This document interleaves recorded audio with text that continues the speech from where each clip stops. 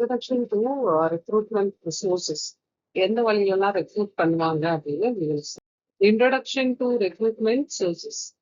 Recruitment sources அப்படின்னா என்னன்னா it's channel use to attract the candidates divide into internal and external sources. ரெண்டு type of source இருக்கு, internal and external sources, and the choice depends upon the job role, urgency and organization strategy.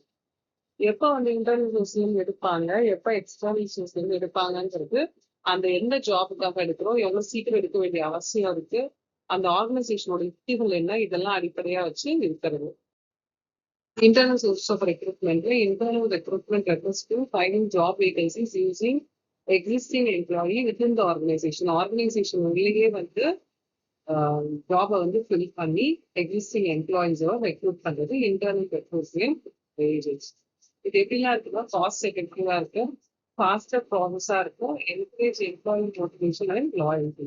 Cost எஃபெக்டிவா இருக்கும் அப்படின்னா என்ன, cost வந்து கம்மியா இருக்கும், ஃபாஸ்டா ப்ராசஸ் பண்ண முடியும். இன்டர்னல்னால நம்ம ஆர்கனைசேஷன் உள்ள இருந்தே எம்ப்ளாயிஸ் எடுக்கும் போது internal sources will be very effective. Encourage employee motivation and loyalty. Employee motivation improve பண்ணுறதுக்கு, லாயல்டி இம்ப்ரூவ் பண்ணுறதுக்குலாம் internal source of recruitment will be useful. Promotions and transfers. எப்படிலாம் இந்த இன்டர்னல் ரெக்ரூட்மெண்ட் ஆர்கனைசேஷன் உள்ள இருந்து செலக்ட் பண்ணுவாங்கன்னா promotion மூலியமா, transfer மூலியமா select பண்ணுவாங்க. இல்லைன்னா எம்ப்ளாயி ரெஃபரல், ஒரு எம்ப்ளாயி வந்து இன்னொரு எம்ப்ளாயி ரெஃபர் பண்றது மூலமா செலக்ட் பண்ணுவாங்க. Internal job postings. அப்போ ப்ரமோஷனுக்கு இன்டர்னல் ஜாப் போஸ்டிங் எப்படின்னா ஹையர் பொசிஷன் போறது promotion.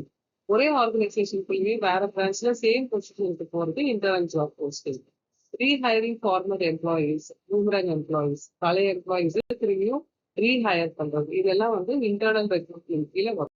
External source of recruitment. எதெல்லாம் எக்ஸ்டர்னல் சோர்ஸ் கீழே வரும்? External recruitment involves hiring candidates from outside the organization. Organization விட்டு வெளியே இருந்து செலக்ட் பண்றது. Fresh ideas and perspectives இதெல்லாம் இம்பார்ட்டன்ட்.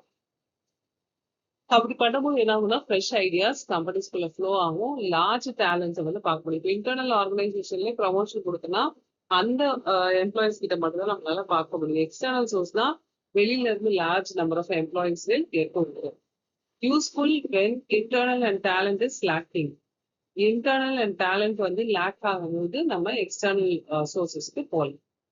External recruitment. எக்ஸ்டர்னல் ரெக்ரூட்மெண்ட்ல என்ன இருக்கு? ஆன்லைன் ஜாப் போர்ட்டல்ஸ், நோக்கரி, லிக்டெக் மாதிரியான ஜாப் போர்ட்டல்ஸ் மூலியமா வந்து அவங்க ரெக்ரூட் பண்ணலாம். இல்லைன்னா கேம்பஸ் இன்டர்வியூ, கேம்பஸ் இன்டர்வியூ மூலியமா வந்து செலக்ட் பண்ணுவாங்க.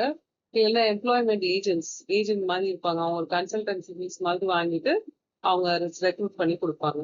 Walk-ins and job fairs, walk ins நடத்துறது, ஜாப் ஃபேர்ஸ் வெளியே நடத்துறது, இது மூலயமா எக்ஸ்டர்னல் ரெக்ரூட்மெண்ட் பண்ணுவாங்க. Social media recruitment, WhatsApp, Facebook, இன்ஸ்டாலெல்லாம் வந்து வி ஹேவ் திஸ் ரிக்வயர்மெண்ட் போட்டு கொடுக்கறது social media requirement. Newspaper advertisements, newspaper மூலயமா வந்து ஜாப் வேணும் அப்படின்னு கொடுக்கறது நியூஸ் பேப்பர் அட்வர்டைஸ்மெண்ட். இது எல்லாமே எக்ஸ்டர்னல் ரெக்ரூட்மெண்ட் சோர்சஸ்.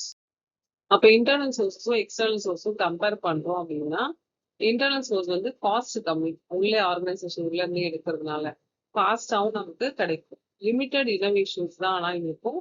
ரிஸ்க் வந்து ரொம்ப கம்மியா இருக்கும். ஏன்னா அவங்கள பத்தின பேக்ரவுண்ட் செக் தேவையில்லை. ஏற்கனவே ஒரு 5 வருஷம் அந்த ஆர்கனைசேஷன்ல வேலை பண்ண ஒரு எம்ப்ளாயியை தான் நம்ம செலக்ட் பண்ண போறோம். comes under the internal sources. External sources என்னெல்லாம் இருக்கு? Higher cost will be there. நிறைய காஸ்ட் இருக்கும், ஸ்லோவா இருக்கும். நம்ம இந்த வெளியே போய் நிறைய பேர் ரெக்ரூட்மெண்ட் பண்ணி தேடும் போது காஸ்ட் ஹையா இருக்கும், ஸ்லோவா இருக்கும். ப்ராடர் பெர்ஸ்பெக்டிவ், பெரிய பெர்ஸ்பெக்டிவ்ஸும் பெருசா இருக்கும். Higher risk will be there. Risk வந்து அதிகமா இருக்கிறதுக்கான வாய்ப்புகள் இருக்கு. இதுதான் வந்து இன்டர்னல் எக்ஸ்டர்னல் சோர்சஸ்க்கான கம்பேரிசன்.